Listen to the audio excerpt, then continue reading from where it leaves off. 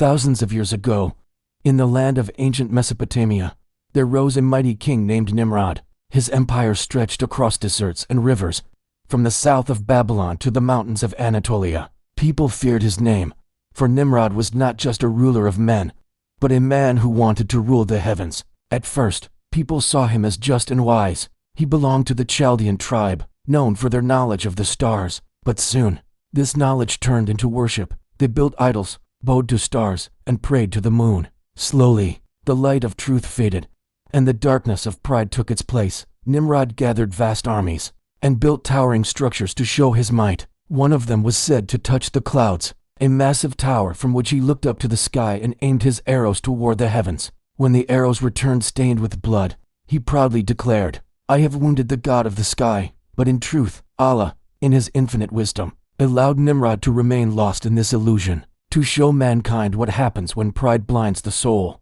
As his power grew, so did his arrogance. He began to think himself divine. Statues of his face were placed in every temple. He ordered his people to bow before him and call him the Lord of earth and sky. Those who refused were imprisoned, tortured, or killed. The Quran does not mention Nimrod by name, but in Surah Al-Baqarah, Allah speaks of a man who argued with Prophet Abraham about his Lord, a man given kingship yet blinded by arrogance. Scholars believe that man was none other than Nimrod, the tyrant of Babylon, the first man to ever claim godhood. Under his rule, Babylon grew in size but shrank in spirit. People worshipped idols of gold, silver, and stone. They believed these lifeless statues could hear their prayers, heal their sickness, and protect their crops. The temples of Babylon were filled with idols and echoed with songs of false worship. One night, Nimrod had a terrifying dream. He saw a brilliant light descending from the heavens, brighter than the sun and the moon, and it spread across his kingdom, extinguishing every other light. He woke in fear and summoned his astrologers. After whispering among themselves, they told him, "A boy will soon be born in your land, a child who will challenge your power, reject your gods, and destroy your rule." Rage filled Nimrod's heart.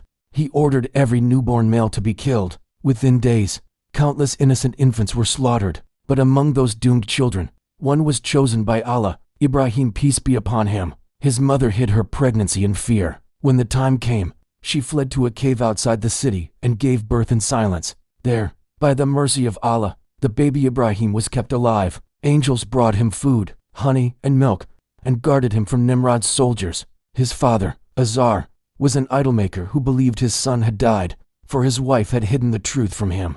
Years passed, and when the boy grew into a young man, he emerged from the cave, full of wisdom and faith. The people worshipped stars, but Ibrahim saw that they rose and faded. They worshipped the sun, but he saw that it set and disappeared. He thought, "How can these be gods if they vanish each night? The true Lord must be the one who never fades." Then came the day he faced his father. He said to Azar, "Do you take idols as gods? Truly, I see that you and your people are in clear error." Surah Al-An'am 6-74. But Azar became angry. He shouted, "If you don't stop, I will kill you myself." Still, Ibrahim answered calmly, "Peace be upon you, my father. I will pray for your forgiveness." He left his home, his family, and everything he knew.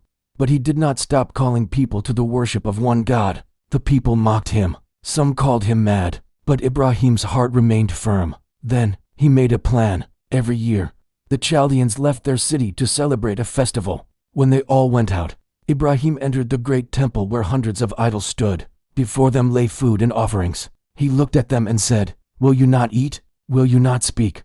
When the idols remained silent, Ibrahim took an axe and smashed them, all except one, the largest. He hung the axe on its neck and left. When the people returned and saw their gods shattered, panic spread through the streets.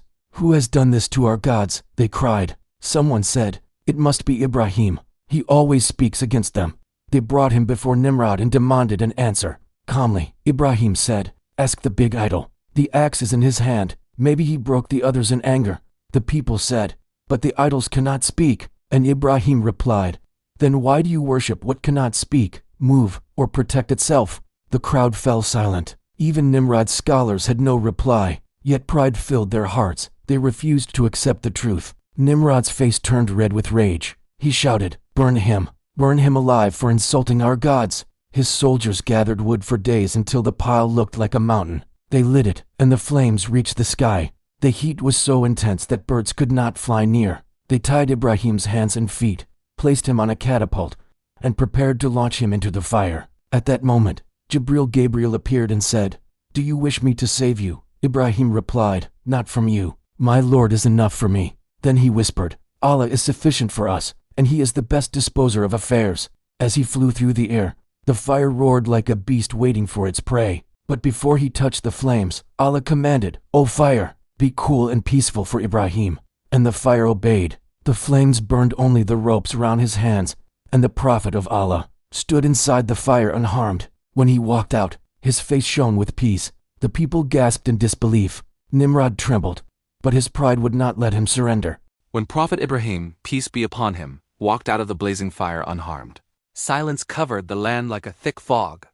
The crowd that had gathered to watch his destruction now stood frozen, their hearts pounding with disbelief. The fire that should have burned everything instead became a garden of peace by the will of Allah. People whispered in shock, their eyes wide with fear. "The fire obeyed him," some said. "The fire obeyed this man." But among them, one heart burned hotter than any flame, the heart of King Nimrod. His pride, his power, his ego could not accept that the man he had tried to destroy was standing alive, calm, and unhurt before his very eyes. His arrogance would not allow him to bow his head before the truth. That miracle was a clear sign from Allah that power, life, and death belong only to him. But Nimrod's heart was locked by pride. Instead of believing, he grew more defiant. He called his ministers and said angrily, "This man has tricked you all. He uses magic to fool your eyes. There is no God above me. I am your only Lord." And so began his final act of defiance against the Creator of the heavens and the earth. He ordered that Prophet Ibrahim be brought before him once again, to challenge him publicly in his grand palace of marble and gold. The palace glittered under the sun, with soldiers standing tall, their armor shining like mirrors. Nimrod sat high on his jeweled throne, his face filled with arrogance and false glory. When Ibrahim entered, there were no chains on his hands, but his strength came from faith alone. He stood calmly before the king, who said, "You say your Lord gives life and death, but I too give life and death." Then Nimrod brought 2 prisoners before him. One he ordered to be killed, the other he set free. Turning to Ibrahim, he smiled proudly and said, "See, I too give life and death." Prophet Ibrahim, peace be upon him, looked at him with calm eyes and replied softly, "My Lord brings the sun from the east, so bring it from the west if you are truly a god." The entire court went silent. Nimrod froze. The words hit him harder than any weapon ever could. He could command men to die, but he could not command the sun to rise. He could build towers, but he could not touch the sky. His mouth opened, but no sound came out. The Quran describes it perfectly. The disbeliever was dumbfounded, and Allah does not guide the wrongdoers. Humiliated and furious, Nimrod shouted, "Take him away. I will destroy him and his God." Blinded by anger, Nimrod gathered his architects and ordered them to build a tower so tall it would reach the heavens. He said, "I will climb to the sky myself and fight the God of Ibrahim." Day and night, thousands of slaves worked endlessly, carrying stones, wood, and clay. The tower rose higher and higher until it disappeared into the clouds.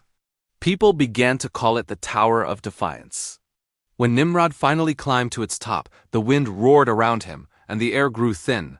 He looked down upon his empire, and for a brief moment, he felt how small he truly was. But his pride drowned that feeling. He took his bow, aimed it toward the sky, and shot an arrow into the clouds. The arrow vanished for a moment, then returned stained with blood. His men gasped in awe, and Nimrod lifted it high and shouted, "Look, I have wounded the God of the heavens." His soldiers cheered, but deep in their hearts they knew it was madness. Allah had only sent a bird to make the arrow return that way, to expose the foolishness of Nimrod's arrogance. Still, Nimrod did not understand. He returned from the tower more arrogant than ever and gathered his army. Thousands of soldiers dressed in steel, swords shining under the blazing sun. He declared loudly, "If there is truly a God in the sky, let him come and fight me. I, Nimrod, will defeat him." His army cheered as the drums of war thundered through the land. They marched out to challenge the unseen creator, their hearts filled with false confidence. But when they reached the battlefield, they found no army waiting for them, only the open sky. Then from a distance, Prophet Ibrahim, peace be upon him, appeared, walking alone, calm and fearless. Nimrod laughed and said, "I am ashamed to bring such a great army when you bring no one. Where is your Allah?" "Where is his army?" Ibrahim replied softly. "Be patient. His army is on the way." Moments later, the sky darkened, but not with clouds. A low hum began to fill the air, a strange, growing sound that soon turned into a roar. Nimrod looked up and saw a vast black swarm approaching from the horizon. The swarm came closer, and soon the soldiers saw what it was, a storm of countless tiny flies. At first, they laughed, but within moments, the laughter turned to screams. The flies attacked them in waves, stinging and biting. The air filled with their buzzing. The soldiers tried to swing their swords, but the tiny creatures slipped through armor and helmets, crawling into their eyes, ears, and mouths. Men dropped their weapons and ran in terror. Horses reared and trampled their riders. The proud army of Nimrod, that had conquered kingdoms, was destroyed not by swords or fire, but by creatures no bigger than a grain of sand. The battlefield turned silent except for the fading sound of wings. Nimrod ran back to his palace, pale with fear.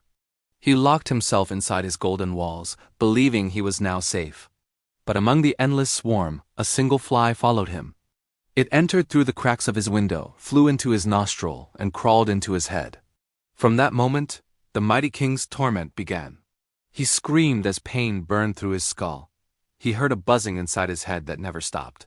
He hit his own head against the marble walls and cried for help. "Hit me!" he shouted to his servants. "Hit me harder!" The noise won't stop. His guards struck his head with sticks and hammers, and the pain would calm for a moment only to return worse than before. The king who once wore a golden crown now begged for death. Day after day, he suffered, until one final strike shattered his skull, and Nimrod, the self-proclaimed god, fell lifeless on the cold floor of his palace. So ended the story of the man who challenged the heavens. The king who built towers to touch the sky was defeated by the smallest of Allah's creations. His golden empire turned to dust. His name became a lesson in every age, that pride destroys those who hold it close. But Prophet Ibrahim, peace be upon him, the man he tried to kill, lived on as a light for all generations. From his descendants came prophets, nations, and believers. His patience, his faith, and his trust in Allah became the foundation of true belief. Every person who says, "There is no God but Allah," carries his legacy within their heart. The story of Nimrod is not only a tale of the past. It is a mirror for every heart that grows arrogant and forgets its creator. Pride blinds the soul, and arrogance turns blessings into punishment. When a person believes he is powerful enough to stand above others, that he no longer needs Allah, his fall is already written. Allah does not always send storms or earthquakes to destroy pride. Sometimes he sends a single fly, and that is enough to remind the world who truly holds power. The fire of arrogance burns its own master, but the light of faith turns even the fiercest fire into peace.